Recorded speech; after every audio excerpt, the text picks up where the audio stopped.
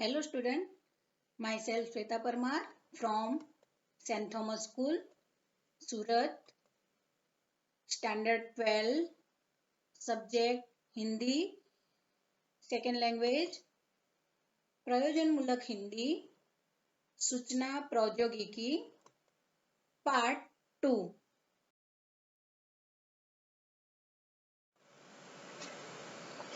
HTML HTML का मतलब होता है हाइपर टेक्स्ट मार्कअप लैंग्वेज, यानी वर्ल्ड वाइड वेब पर डाटा पेश करने के लिए इस कंप्यूटरी जुबान का इस्तेमाल किया जाता है।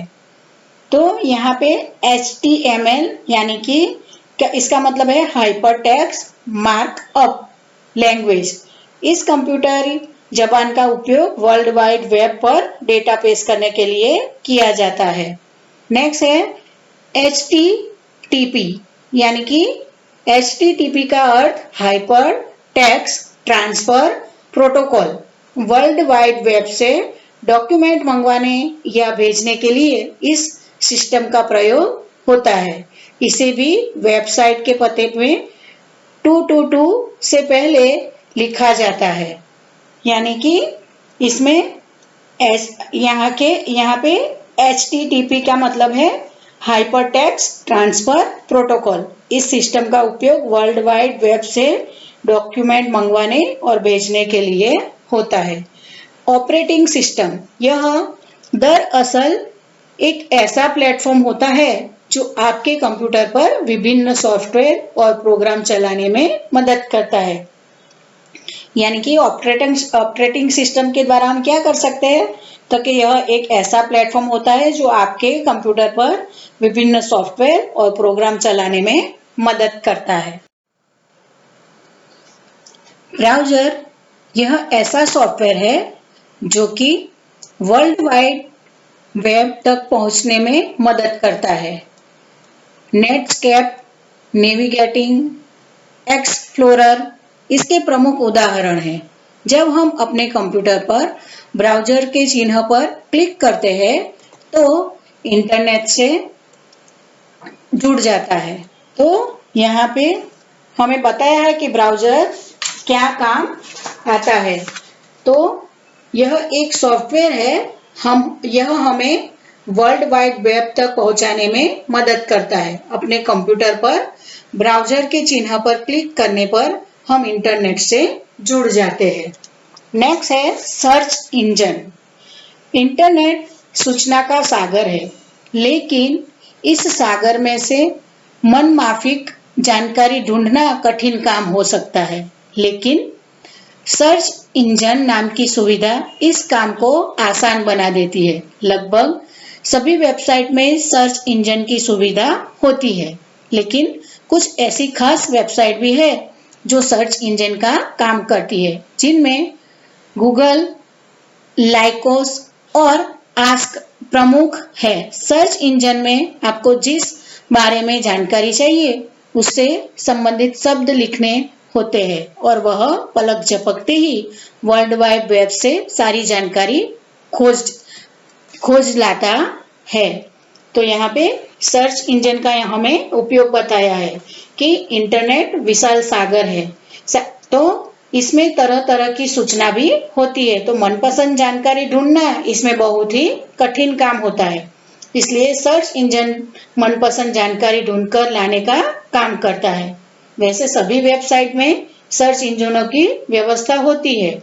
गूगल, लाइकोस तथा आस्क जैसी खास वेबसाइट पर सर्च इंजन का काम करती है। सर्च इंजन में वांछित विषय से संबंधित शब्द लिखना होता है, यानी कि हमें जो भी शब्द चाहिए, जो भी पिक्चर चाहिए, जिस जगह का नाम चाहिए, वो हर चीज हमें वो ढूंढ कर देता है।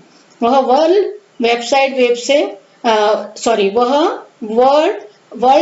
वाइड वेब से सारी जानकारी खोज लाता है और इस तरह से हमें वो मदद करता है।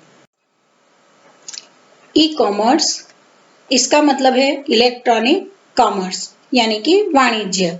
इंटरनेट की मदद से कंप्यूटर के सामने बैठे बैठे ही कारोबार करना संभव हो गया है।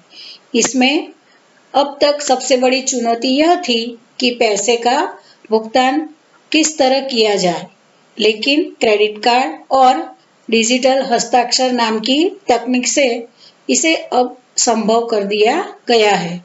ई कॉमर्स दो तरह का होता है, B2B यानी कि बिजनेस टू बिजनेस।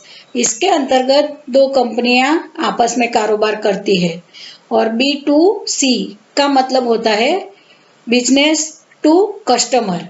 इसके तहत कंपनियां इंटरनेट के जरिए आम लोगों को सामान बेचती है, कि यहाँ पे दिखाया गया है कि ई कॉमर्स यानी कि ई कॉमर्स के द्वारा इलेक्ट्रॉनिक कॉमर्स यानी कि इसमें कंप्यूटर पर बैठे बैठे ही कारोबार संभव हो गया है। कि ई कॉमर्स दो तरह का होता है, B2B यानी कि बिजनेस टू बिजनेस, इसके द्वारा दो कंपनियां आपस में कारोबार करती है, और दूसरा है B2C यानी बिजनेस टू कस्टमर। इसके द्वारा कंपनियां इंटरनेट के जरिए आम लोगों को सामान बेचती है। जैसे हम लोग देखते हैं कि अमेज़न, ऐसे बड़ी बड़ी कंपनियां भी इसमें शामिल है। ब्रॉडबैंड, इसके द्वारा हम बहुत तेजी से इंटरनेट एक्सेस कर सकेंगे। डिजिटल और फाइबर ऑप्टिक की मदद से ब्रॉडबैंड का सपना पूरा हो पाएगा। समूचे विश्व में इस समय इस दिशा में काम हो रहा है। इसका सबसे बड़ा लाभ यह है कि इंटरनेट से आने वाली सूचना को अधिक तेजी से कंप्यूटर या फिर अन्य मशीनों पर हासिल किया जा सकेगा।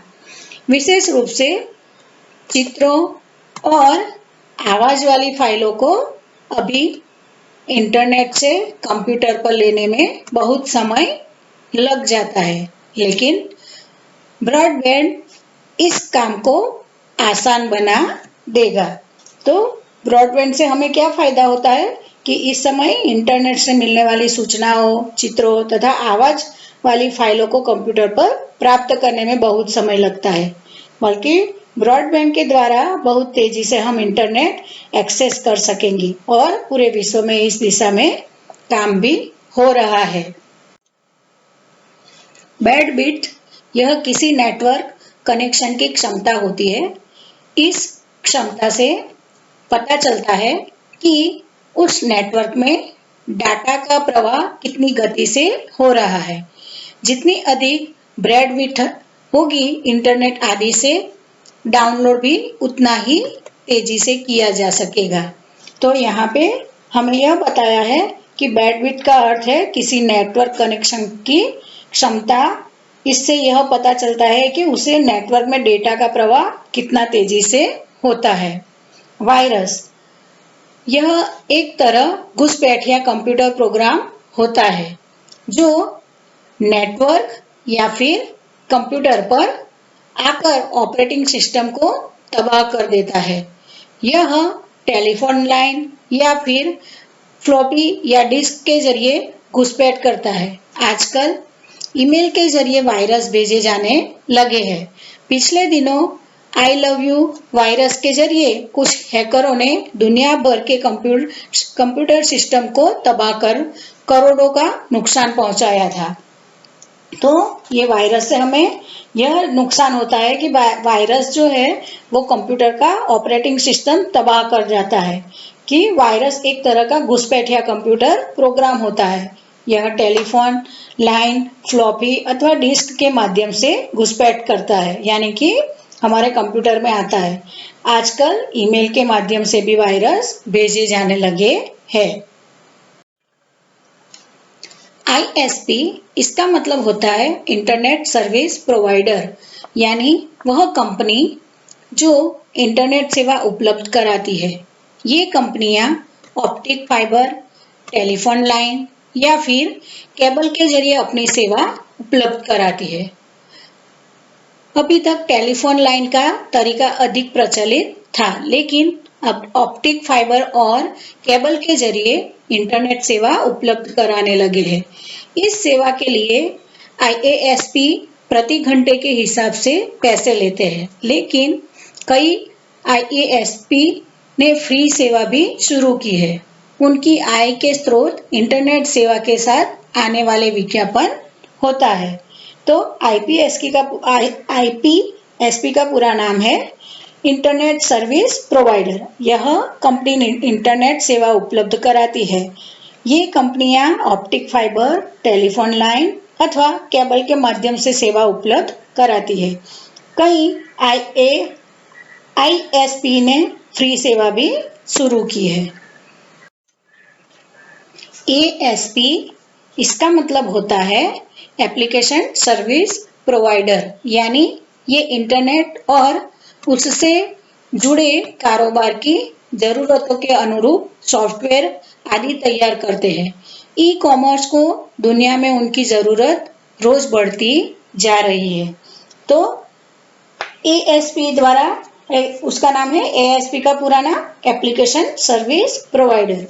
ये आवश्यकता के अनुसार सॉफ्टवेयर आदि तैयार करते हैं और ई कॉमर्स की दुनिया में उनकी जरूरियात रोजाना बढ़ती ही जा रही है। 3G और 4G फोन। आजकल जिन मोबाइल फोन का इस्तेमाल हो रहा है वह दूसरी पीढ़ी का है, लेकिन अब तीसरी और चौथी पीढ़ी के मोबाइल फोन विकसित करने की दिशा में काम होने लगा है। इन सेल फोन की विशेषता यह है कि उनमें हम पीसी की तरह इंटरनेट देख सकेंगे, मल्टीमीडिया संदेश भेजना आसान हो जाएगा और सूचना भेजने की रफ्तार बहुत तेज हो जाएगी। तो ये 3G और 4G फोन का क्या फायदा है, तो कि इस समय 3G यानी कि तीसरी पीढ़ी और 4G अर्थात चौथी पीढ़ी के मोबाइल फोन विकसित करने का काम तेजी से हो रहा है और हम देखते हैं कि अभी तो 5G भी लॉन्च होने लगा है। इन फोनों में पीसी की तरह इंटरनेट देखने की व्यवस्था होगी और इसके मल्टीमीडिया संदेश भेजना सरल हो जाएगा और सूचना बहुत ही तीव्र गति से भेजी जा सकती है। आज के मोबाइल दूसरी पीढ़ी के हैं। वेब वायरलेस एक्सेस प्रोटोकॉल वह तकनीकी है जिनसे हम मोबाइल उपकरणों पर इंटरनेट देख सकते हैं। तो यहाँ पे कहा है कि भाई वायरलेस यानी कि हमें वायर लगाने की जरूरत नहीं है। इन मोबाइल उपकरणों में cellphone, palm top, digital diary आदि शामिल है। अभी वेब की मदद से हम सिर्फ टेक्स्ट इंटरनेट यानी बिना चित्रों वाला इंटरनेट देख पाते हैं। तो वेब वो है कि वेब यानी कि वायरलेस एक्सेस प्रोटोकॉल, इसमें मोबाइल उपकरणों पर इंटरनेट देखा जाता है। वेब की मदद से बिना चित्रों वाला इंटरनेट देखा जाता है।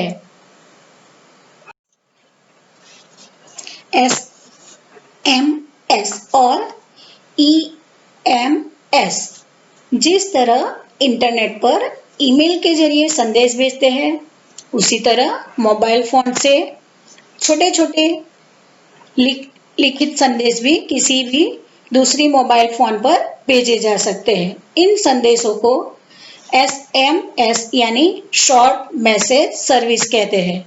दुनिया भर में SMS काफी लोकप्रिय है, लेकिन इनके आकार की सीमा निर्धारित होती है।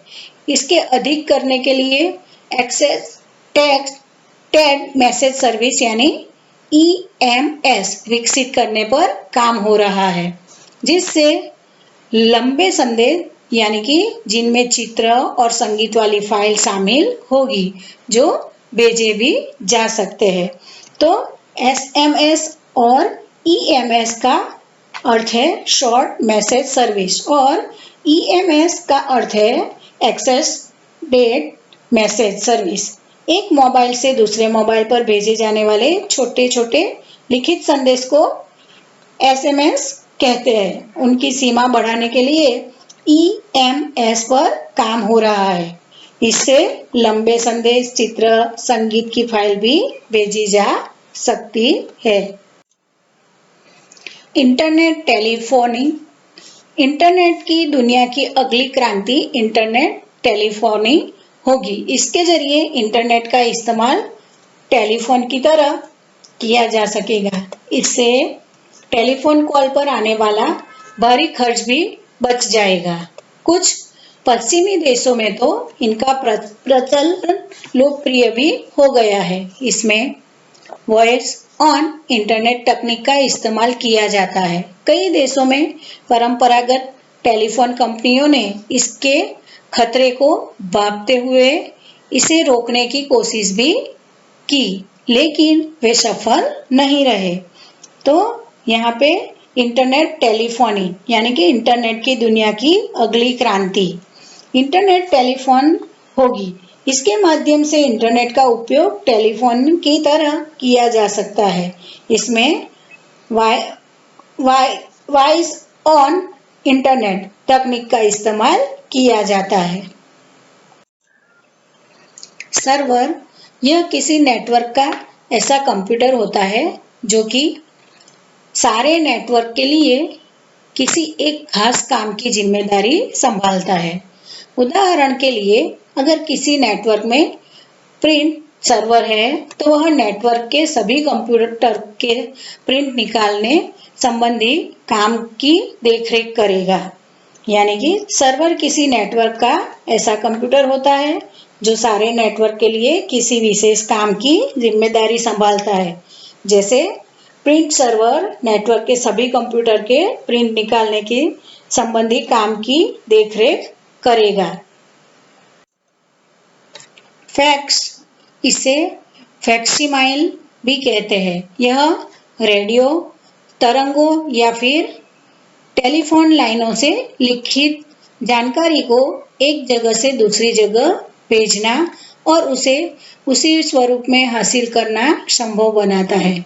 साधारण फैक्स मशीन से जब सूचना भेजी जाती है तो वह उसकी लिखित और ग्राफिक जानकारी को स्कैन कर लेती है और टेलीफोन नेटवर्क से दूसरी फैक्स मशीन तक भेज देती है, जहां उसे उसके मूल स्वरूप में हासिल कर लिया जाता है।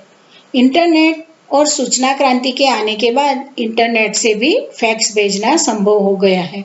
यहाँ तक मोबाइल फोन पर भी आप फैक्स हासिल कर सकते हैं।